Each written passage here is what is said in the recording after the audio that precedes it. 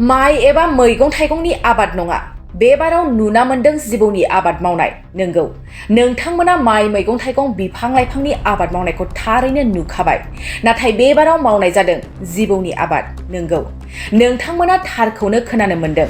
मोनसे गामियाव खालामनाय जायो जिबौनि आबाद आरो गामिनि गासैबो खालामो बिस गोनां जिबौनि आबाद। बोसोराव 100 कोटी रांनिबो बांसिन रां आरजियो जिबौनि आबाद मावनानै आरो चीन हादरनि गामियाव बे जिबौखौ आबादखौ मावनाय जायो। बोसोराव 100 कोटी रांनिबो बांसिन रां आरजियो जिबौनि आबाद मावनानै आरो चीन हादरनि गामियाव बे जिबौ आबादखौ मावनाय जायो। चीन हादराव गोबां बिस गोनां जिबौफोरखौ गोबां खामानियाव बाहायनाय जायो।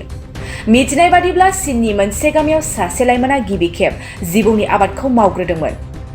18 बोसोर बैसोआव बेगेंनि बेमाराव गोलैदोंमोन सासे लाइमोना, जेराव लाइमोनखौ जिबौ जानांगौनि बिथोन होदोंमोन आरो बेनिफ्राय लाइमोन सेंग्राया जागायदोंमोन जिबौनि आबाद। बे लाइमोनखौ नुनानै बे ओनसोलनाङैनो जिबौनि फालांगि मावनो हमजोब्बाय। चीननि बे गामियाव जिबौनिफ्राय गोबां मुलि बानायनो हमोसै।